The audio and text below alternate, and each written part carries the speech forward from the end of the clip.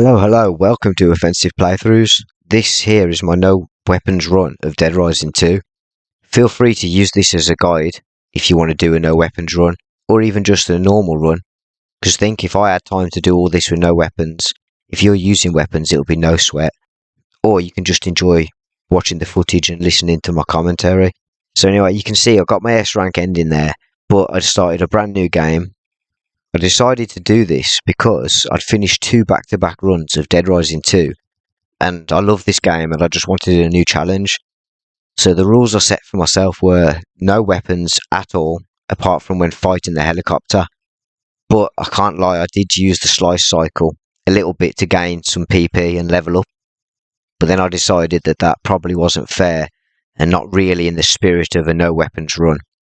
So my goals were all survivors, all cases, all psychopaths, all combo cards, reach level 50 and get the SUV key, which, using weapons, that's easy enough, right? But it takes a lot longer to do all the psychopath battles and rescue all the survivors and all that when you're not using weapons, right? And by the way, if you like this kind of challenge run content, please do drop me a like and subscribe, as it would be muchly appreciated. So I'm going to make a little script of the bullet points, like go here, rescue this person, go back to the safe house. But other than that, I'm going to just try and go off the cuff with it, as I think it might be a bit more entertaining that way for the listeners. But if you do prefer a more clinical, no nonsense approach, then let me know in the comments. Obviously I could make one that's like that as well. So anyway, you see this on the screen now. It's the terror is reality. This is how the game starts off. You need to beat this competition, as it were. You don't have to win, but if you get that starting money, that's a good start, right? It's a bonus. So try and win if you're playing along at home. Use your brake as well as accelerate and skid, and you can do skids about, and you can aim for those zombies with the balloons or the pink lights or whatever they are above the heads. You get more points like that. So if you aim for those, you're going to have a better time. And then after that's done, skipping all the cutscenes, of course, you save Katie, and a whole bunch of people die, while all this madness is going on, like shit's kicking off, you know what I'm saying? But you can't really save them anyway. Well, you can't save them at all. There's no way of taking them back to the safe house and that. So you just got to go prioritise your daughter, as any good father does. Go and fetch her, and then you take her, and then you end up in the safe house, and then the game can start. As soon as I regain control over Chuck, I head straight into the bathroom of the safe house, so I can pop on one item of each of the DLC outfits. I mean, I assume that they're DLC. They come as standard when you got the 2016 version, which I do. But the ninja one makes you harder to grab. The zombies have more trouble grabbing you. Sports fan is the best one. It gives you a speed boost. You never become sick from drinking alcohol. You get more winnings from gambling. You heal more when you eat food. So it really is the best. The soldier one, not necessary for this run, but it gives you more ammunition when you use weapons, like guns, sorry. The psycho one gives you better damage resistance, so if you put on one item of each, you get all the bonuses. So that's the way to handle that. The main issue we're going to have doing any perfect run, but especially without weapons, is definitely the timing of things. Saving the survivors, getting the psychopaths, all the rest of that sort of stuff is going to take a long time when you're trying to kill the psychopaths without weapons. So anyway, head into the vent, into the Raw Flush Plaza, and then you can head straight into Yale Toy Box and grab a bag of marbles, a beach ball, and a stick pony. And the reason for that is because there's an opportunity to get bonus PP for delivering gifts to Chuck's daughter Katie, and there's all kinds of different gifts throughout Fortune City. So you bring them back and you get a bonus. But anyway, we go into Roy's Mart, beat up the looters. We've only got our fists, no weapons. And as we haven't leveled up yet, we've literally only got our fists. We don't have even access to the jump kick yet. But it will all come in due time. So lamp these guys, kick their ass, talk to Denise, and she can join up with you. And you can give her a weapon as well. I'm not using weapons, but the survivors can. So give her that, use the pharmacy key, grab the Zombrex, heal if necessary, which it probably will be. Then you've got to check your watch. Once you've done that, you can run upstairs and grab another stuffed animal. You might as well get the giant stuffed bull, because it's the one that's kind of like furthest away, apart from the rabbit, but it's the one that you can access right now that's the furthest away from the safe house. So grab that. You've got your marbles, your beach ball, your stick pony, your stuffed bull. Make sure Denise is following you and she's not getting caught by zombies, which I found on Dead Rising 2. The survivors seem to be alright, like they're all pretty good. Better than they are on Dead Rising 1, and better than they are on Off the Record, that's for sure.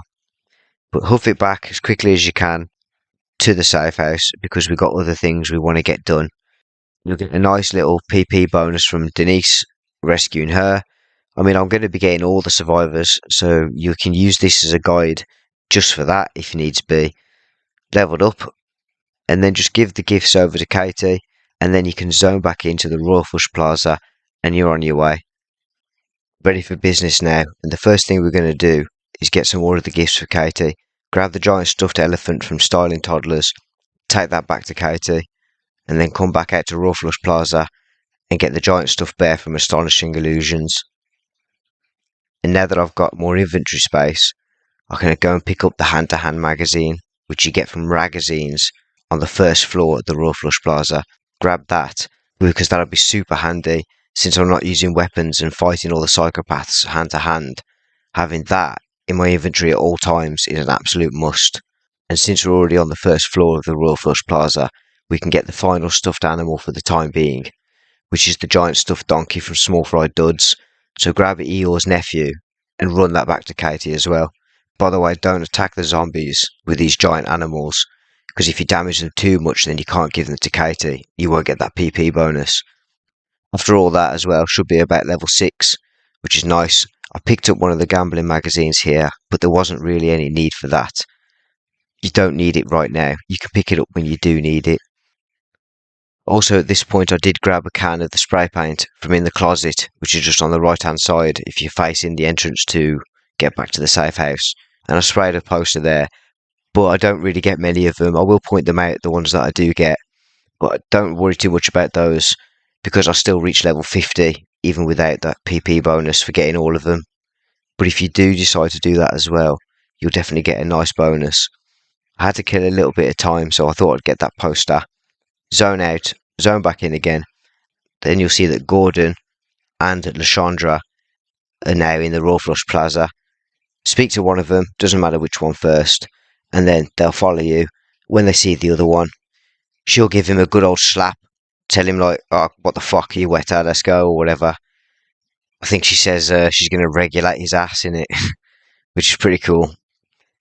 You can take them back to the safe house now if you want, but I figured I'd just pop them there, and then I can go and just kick a couple of zombies, because I'm trying to increase my zombie kill count at any point that I can, any way that I can. So pop them there just for a minute, go and kick up a couple of zombies. And I also remembered that there's another poster that you can get that's in the Roy's Mart, which I could have got earlier because there's a spray paint on the planter outside of the Roy's Mart. So you can get that, spray the poster. And then there's another poster up the stairs by the Ragazines. It's getting close to 7 AM now, so it's probably best to go in and give the Zombrex to Katie. Zone into the safe house with your 2 survivors, get the PP bonus, hopefully level up, and then just go to administer the Zombrex to Katie, sort her out for the next 24 hours. You can definitely save your game often, because this game does crash. I don't know about the other platforms, but on the Xbox Series X, it definitely crashes. Anyway, that prick Sullivan will give you a maintenance key now, which is nice, but I won't be using the combo weapons anyway. You will see me make a few of them just to get the combo card, like the spike bat and the wingman and whatever. But anyway, make the bat if you want, head out. If you want to use weapons, get yourself a pair of knife gloves, which is boxing gloves, and a Bowie knife. But for the time being, there is a case that we can do now called Lost, and we have to save Chad. I like him, he's got a cool name, and he's rocking the shotty as well, so he's a pretty cool guy. Before I do that, it's always best to head up to the Silver Strip, up the strip itself, and into One Little Duck Bingo. Make sure you pick up the Leadership magazine. This improves survivors. I know that sounds a bit like, what the fuck, improve survivors. But basically, like, if they've got like a limp or like some sort of ailment or whatever, they're alright, they can still walk. So it's all good. You ain't got to carry them and all that. And sometimes I can't be bothered with the escorting them by holding the hand or carrying them and shit like that. So just grab this, and it makes them better at fighting the zombies off and stuff like that as well. I think it makes them move quicker and all. So grab that. Set your location marker to lost if you haven't already. Don't forget there's a combo card here for the paddle saw, yeah, chainsaw and paddles, which is a lot of fucking fun. Like mowing down the zombies with that shit, do you know what I mean? But make sure you definitely got that magazine. Like I say, that's useful as shit, and it's like a fucking EDC, that is. Magazine in hand, head down the strip and get yourself a water gun off the fountain, because that's another gift for Katie. Feel free to squirt a zombie or two if you wish, but then head down and find Chad. He'll be somewhere along this part of the strip. He's going to want you to clear the zombies before he's going to talk to you properly, right? So I've got the jump kick now. At least I can use that to clear the zombies, but it takes a lot longer than I would have liked, to be honest. We'll get that done. Killed 50 zombies finally, and talk to Chad.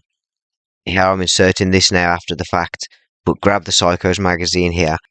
It's on top of the cinema rooftop, the silver screens or platinum screens, whatever it's called, and you access it by getting up onto the vending machines that are further down, and you hop across the roofs. If you get that, that's going to give you a good boost for the upcoming psychopath, which is the first one. And he's going to tell you that his wife is lost. Doris, I think, or Daisy or some shit. I forgot now already. Doris, I'm pretty sure. But she's further on down the strip anyway, so go and find her. You might have had a call as well for short-sighted. I had it around this point. Doris is pretty badass, to be fair. She's up there chucking the fireworks out down at the zombies and that, like distracting them and shit, which is pretty cool. So get her to join up anyway. And grab the survivors and head back up into the Raw Flush Plaza. Now what I like to do sometimes is tell the survivors to like wait somewhere, you know what I mean, like somewhere safe. Sometimes even in a maintenance room, while I do whatever I need to get done. And then I'll go back and get them afterwards, like. That works a treat, that does. So anyway, I put these somewhere safe, go up the stairs and have this lengthy conversation with this fucking old bat. This fucking blind hag who thinks that the zombies are toys and shit. Like she's trying to get a toy for her fucking grandson or some shit like that. And then Chuck's like, these aren't toys. And she's like, oh yeah, okay, action figures then, you know. But she'll join up anyway after a long conversation. And you can hold a hand to run with her. But I didn't want to do that. This fucking ancient bitch who kept me talking for so long, I got pissed off, so I thought, fuck that, you can walk by yourself. I got the leadership magazine, you'll be sweet, like. So make sure everyone's following you and head yourself back down into the safe house with all your survivors. Keep your eye on the little icons with the survivors in there so you can see if they're being grappled and the zombies are getting them, like, you know what I mean? You can keep your eye on that. Make sure everything's tight. Head straight back up to the safe house. Nice little PP bonus for your troubles. And you can give Katie that water gun. You can save, hit the head, and then head back out to the Royal Flush Plaza. Next up would be One Man's Trash, which is pretty simple. You just got to go to the, what's it called, pawn shop, which is Moe's Imaginations on the Silver Strip. So head out there, straight down, nothing to buy at this point, so we'll just move on from that. At this point I also went and fetched one of the gambling magazines, which isn't necessary. Right now you just need the Psychopaths magazine, which I didn't get, the Leadership magazine, and the Hand-to-Hand magazine if you're doing a no weapons run. Either way, head into the Yucatan Casino now, and we're going to meet Slow Ted and his aggressive pet tiger Snowflake. This is our first psychopath. Ted's pretty simple. If you've got weapons, just go up and smack him with them, jump back so he can't, you know what I mean, move out the way so he can't attack you with his counter attack. And also Dead Rising 2, once you've hit them once or twice, they tend to be invincible, or at least after the first hit it's to reduce damage, right? So what you're going to want to do is hit them, stick and move basically. Stick and move, sort him out, and then once he's down, you're going to have to tame the tiger if you want to give it as a gift to Katie, and if you want to get all the survivors. A lot of people have trouble with this. I find that it's not too bad, maybe 80% of the time, and then 20% of the time it's a fucking cunt and it's an absolute nightmare, and the tiger's fucking you up and you're trying to heal and the zombies are around and it's just stress. but most of the time it's okay. So hope you saved before coming into this, or save after you beat Slow Ted in it, and then you'll be sweet. But what you want to do basically is grab the stakes from up where I'll show you, which is like on the stage area. Pop your inventory down there and grab the stakes, and then go down. And it only works for me if Snowflake attacks me first. For some reason, I've tried it where she doesn't attack me, and it never works. So let her attack you, get her off, like do the quick time event, and then she'll fucking run away, like she'll fuck off for a minute. When she does that, run forward a bit so you got some space between you and the wall. You don't want to have the wall right behind you, it's not going to work. Move forward, drop the stake, press down on the D-pad, drop the stake, and then retreat. Make sure the stake is like in between you and Snowflake. So when she's making a straight line towards you to charge, she's going to smell the stake, right? She's going to think that smells fucking pucker-like, and she's going to grab that stake and it's going to heal her a little bit. So then just got to do that 2 more times. Once that's done, which it can be tricky, once you've got that done, Snowflake is like your pet for a bit, temporary pet, and then you're going to take her back to the safe house and give her to Katie. However, before you do that, across the way from the stage is another survivor called Lenny. So save if you want to, because taming the tiger can be a nightmare. So save the game and then go and grab Lenny. Now Lenny doesn't seem the brightest himself, but at least he ain't fucking mental like Ted though, right? And he makes himself kind of useful and switches on some like slot machines and shit. Well, he don't even switch them on actually, he takes you to them, as you'll see. And in the centre of the Yucatan, there's this structure, statue thing. Climb up there, you can get a Zombrex and some guns if you want to give them to your survivors. Make sure you grab your magazines that you dropped when you picked up the meat, if you haven't already picked them up.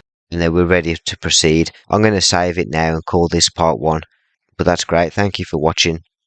And stay tuned for the next parts. The whole thing's already uploaded in a raw footage format, not sped up or any of that, no commentary. So if that's something that you're more interested in, by all means there's a playlist on the channel, check that out.